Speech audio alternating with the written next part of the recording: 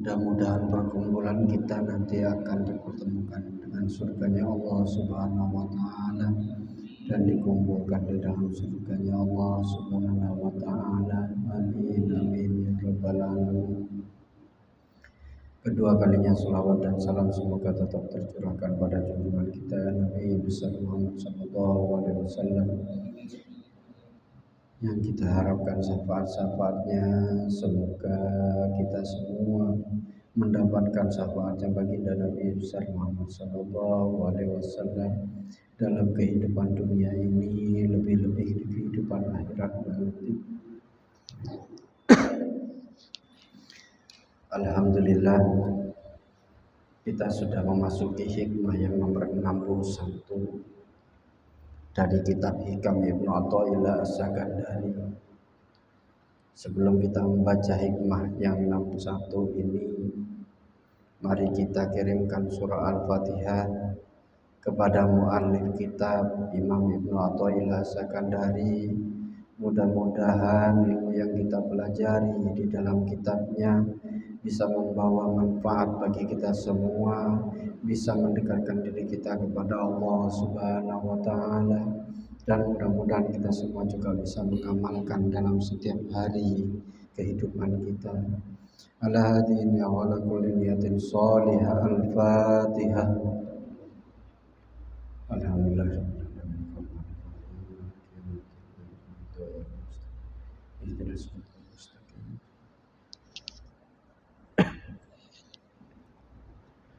Bismillahirrahmanirrahim.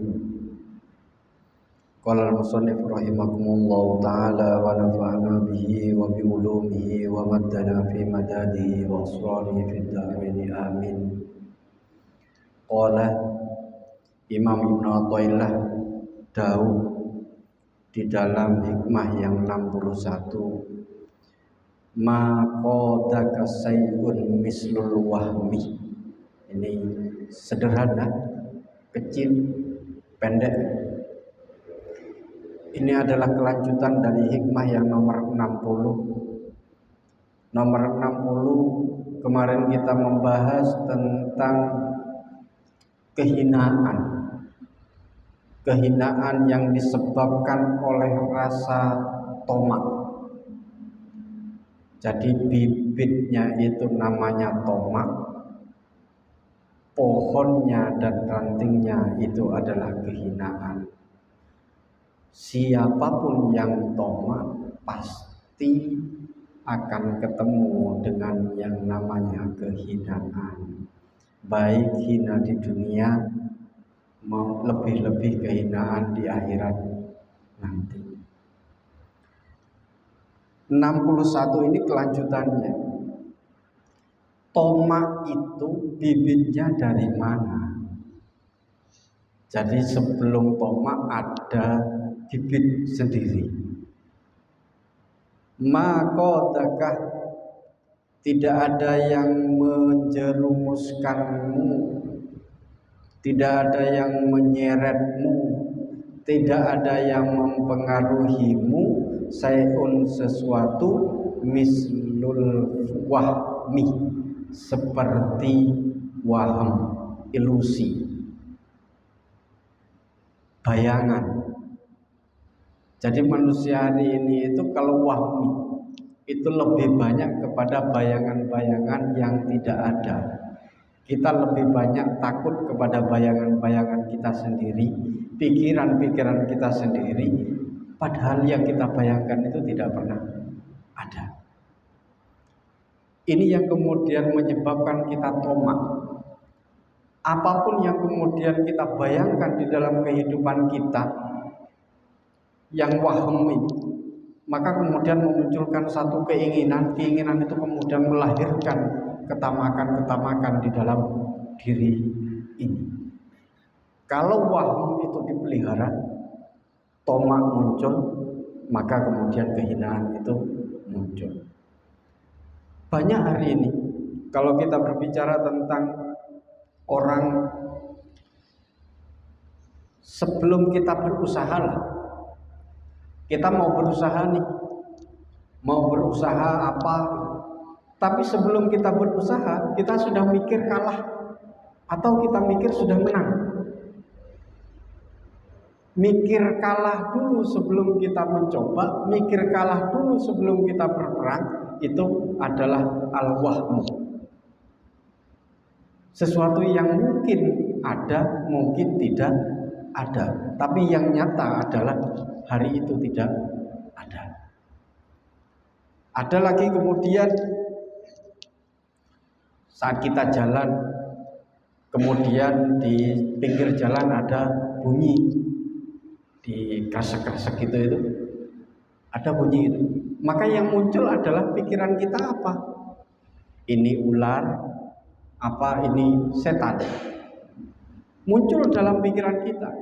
Padahal apa yang kita pikirkan itu tidak ada. Lah ini yang kemudian disebut dengan al-wahmu itu. Ilusi di dalam kehidupan kita yang selalu dipupuk dalam diri manusia. Dan itu kemudian dalam bahasa hari ini disebut sebagai bayangan. Dalam ilmu pengetahuan disebut dengan prediksi dan lain sebagainya. Itu adalah bayangan-bayangan yang sebenarnya tidak perlu kita pupuk di dalam kehidupan kita. Kalau kita memupuk itu, kita pasti akan ketemu dengan ketamakan. Kita ketemu dengan kehinaan. Itu adalah bagian dari al-wahmu yang sering dipupuk oleh manusia pada hari ini. Apa yang kemudian terjadi pada hari ini? Itu banyak. Al-wahmu itu sudah menjadi kebiasaan-kebiasaan umat manusia. Kebiasaan dari diri kita itu, al-wahmu itu sudah kayak dianggap biasa, dianggap biasa.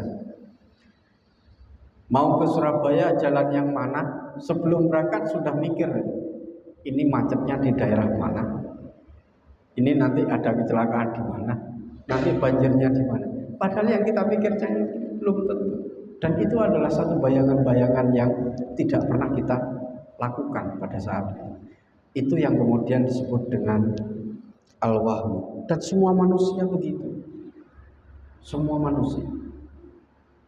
Makanya ketika 10 orang atau semua manusia itu berpikir bahwa al-wahmu itu adalah biasa, ilusi itu biasa, bayangan itu biasa, maka yang sebenarnya tidak biasa kemudian menjadi biasa. Yang seharusnya ini menjadi salah karena dilakukan oleh seluruh orang, maka kemudian dianggap biasa, tidak salah. Kita belajar dari agama manapun, yang namanya korupsi itu tidak boleh, haram semuanya. Tapi ketika kemudian itu dilakukan oleh sebagian besar masyarakat, sebagian pejabat, maka korupsi seakan-akan dianggap lumrah dan biasa. Nah, ini adalah problem dalam kehidupan kita hari ini.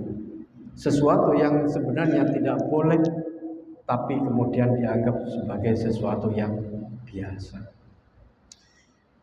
Yang kedua, al-wahmu itu terkait dengan kehidupan kita. Kita hidup masih muda hari ini. Kita sudah berpikir itu, besok tuanya mau kemana, kira-kira masa depan saya seperti apa. Mikir dong. Padahal itu adalah ilusi. Iya kalau nyampe tua, kalau nggak nyampe tua, itu adalah ilusi. Artinya kemudian ketika ilusi-ilusi dipupuk itu sedemikian rupa dalam kehidupan kita, kita tidak pernah menikmati kehidupan kita hari ini. Gak akan pernah. Karena kita dipupuk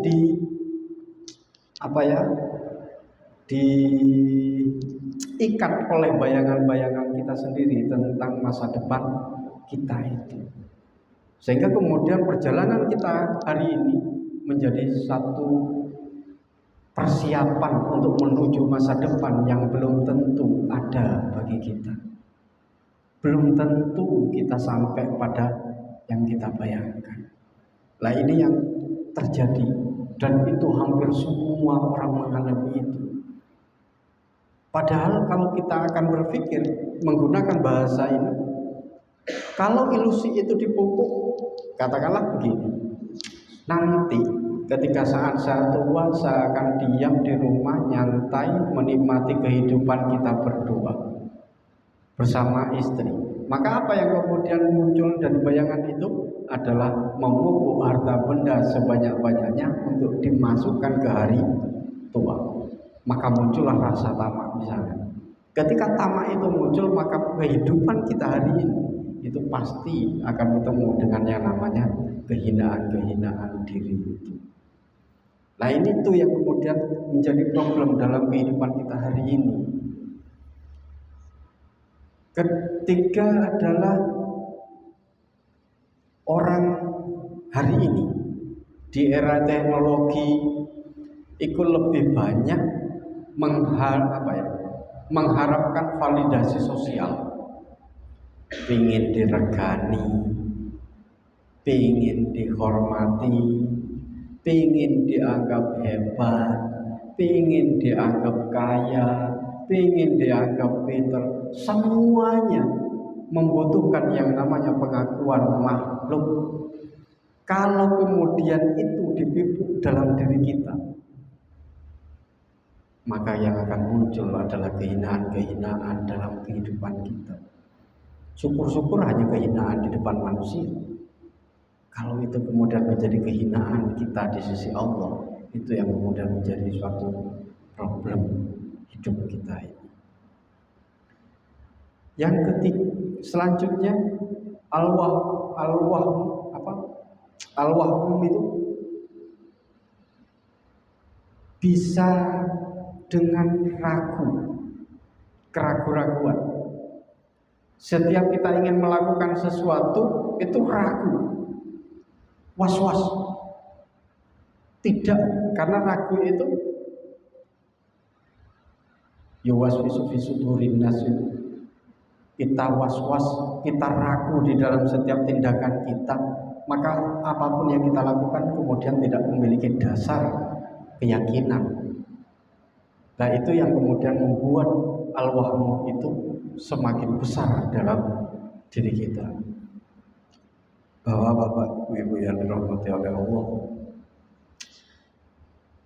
al-wahmu di dalam beberapa literatur kemudian disebut itu bukan hanya sekedar hayalan, bukan hanya itu. Kalau tadi kita ngomong pada wilayah hayalan dan lain sebagainya, tapi juga bermakna persepsi yang palsu, persepsi kita yang tidak ada, hoax. Itu kan banyak. Kalau kita buka di media sosial, hoax itu banyak. Maka itu adalah persepsi-persepsi palsu yang kemudian dipupuk dalam diri kita, dan kita pasti akan ketemu dengan ketamakan, tomak ini. Seakan-akan kemudian memiliki kebenaran. Persepsi itu mempersepsikan sesuatu yang tidak benar, itu kan seakan-akan nanti ketemu ini benar, seakan-akan benar. Kalau sama lihat di media sosial, hoax itu seakan-akan benar, sehingga kemudian ketika itu dianggap benar, banyaklah pengikut-pengikutnya karena senada dan seirama. Padahal itu adalah persepsi-persepsi palsu, seakan-akan benar. Maka ini yang kemudian hati-hati. Orang-orang yang berada di dalam ruang salikin itu betul-betul ingin memastikan ini benar atau hanyalah ilusi, ini benar ataukah hanya sekedar persepsi yang dibuat-buat. Nah, orang salikin selalu berjalan pada wilayah yang benar, tidak berjalan pada wilayah bayangan-bayangan itu. Nabi Daud kemudian al-wahmu itu juga dimaknai sebagai ad-don, prasangka. Iyyakum wad-don fa inna dhanna akdzabul hadis. prasangka, dugaan yang kita pupuk itu adalah juga disebut sebagai al-wahmu. Kalau sudah al-wahmu itu muncul, jelas kegelisahan diri itu muncul. Kegelisahan batin itu muncul. Banyak pandangan-pandangan ulama tentang al-wahmu yang disebutkan Imam Al-Ghazali, kemudian aksaru ma yusidul qalba awham allati la aslalaha. Dugaan-dugaan, persepsi yang tidak benar, keraguan-keraguan itu adalah barang yang paling besar merusak pada hati kita. Paling besar merusak hati kita. Dan kita sudah memasuki satu era di mana al-wahmu menjadi sebuah kebiasaan dalam kehidupan manusia. Dan itu akan merusak kepada hati-hati. Kalau hati-hati kita kemudian rusak, maka jelas kehidupan kita di dunia akan menjadi rusak. Kehidupan kita di akhirat pun juga akan menjadi rusak. Kehidupan spiritualitas kita pun juga akan menjadi rusak. Maka jangan pernah memupuk yang namanya al-wahmu itu.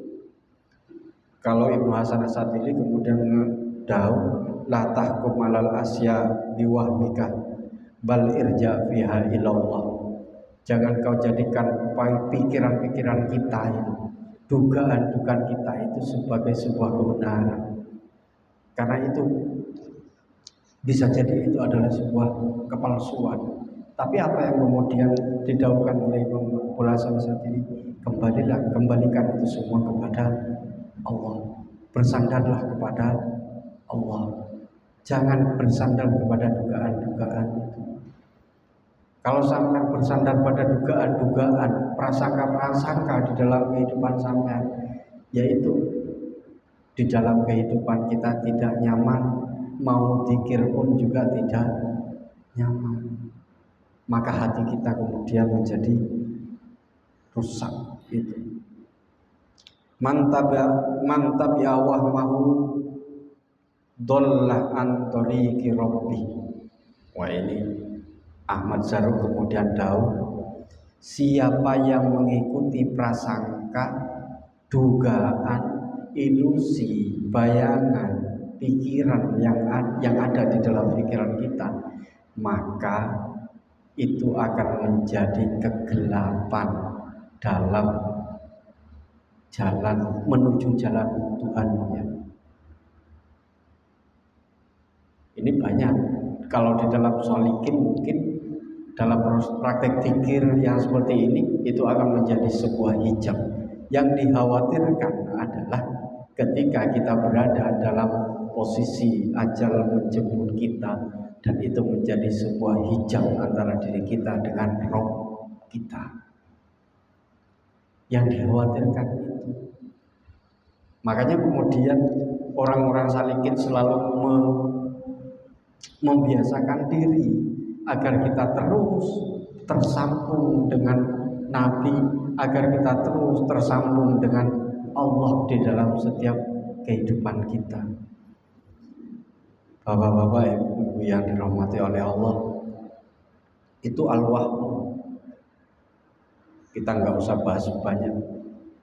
Apa yang kemudian bisa menghapus al-wahmu dalam diri kita? Yang bisa menghapus itu adalah dzikir. Dzikir kepada Allah. Karena al-wahmu itu adalah kegelapan, ad-dzikru itu adalah cahaya. Apa yang kemudian menghapus kegelapan? Dzikir. Semakin banyak orang berzikir kepada Allah, maka dia kemudian semakin mengikis al-wahmu, dugaan, ilusi, bayangan-bayangan yang ada dalam diri kita. Coba kita lihat kemudian kalau kita di dalam satu ruangan yang tanpa cahaya, maka bayangan kemudian terlihat nyata di sana. Tapi ketika kemudian cahaya itu muncul, penuh dengan cahaya, maka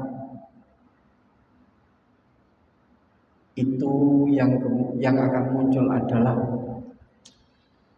penghapusan terhadap dunia bayangan yang memenuhi ruangan itu, sehingga kemudian kita kembali kepada Allah. Jadi kita mengikis dalam praktek salikin, mengikis al-wahm, dugaan, pikiran kita itu dengan zikir dan kembalikan semuanya kepada Allah Subhanahu wa Ta'ala. Al-wahmu itu enggak ada wujudnya, tapi itu menipu. Sesuatu yang menipu diri kita itu adalah wahmu, dan biasanya yang sering menipu diri kita adalah pikiran-pikiran kita, dugaan-dugaan kita. Nah, itu yang harus diletakkan kepada porsi yang sebenarnya. Makanya Sayyidina Ali itu ngomong begini, jangan kau ikuti alam pikiranmu, jangan kau ikuti semua dugaan persepsi yang ada dalam pikiranmu, karena itu akan menjeratmu ke lembah yang jauh dari Allah. Tapi ikutilah semua cahaya bisikan yang ada di dalam hati, karena itu yang akan menuntunmu kepada Tuhanmu. Itu adalah dakwah Sayyidina Ali. Makanya padahal kalau kita hari ini kita melihat ya, hampir berapa persen manusia-manusia yang hanya mengikuti pada alam pikiran. Maka gimana caranya? Selain berzikir, ya harus menjernihkan hati kita, luruskan pandangan kita, dan kemudian kita selalu dekatkan diri kita kepada Allah, selalu melihat Allah di dalam setiap keseharian dan perilaku kita. Itu yang kemudian bisa menghapus al-wahmu dari jiwa, raga, dan batin, lahir dan batin kita. Bapak-bapak, ibu-ibu yang dirahmati oleh Allah, mudah-mudahan yang sedikit itu bisa menjadi cahaya bagi hati kita, menjadi cahaya bagi batin kita, menjadi cahaya bagi lahir kita, sehingga kemudian dugaan, persepsi, sesuatu yang gelap dari diri kita itu hilang, dan kita bersambung kepada Nabi, dan kita selalu bersambung kepada Allah Subhanahu wa Ta'ala.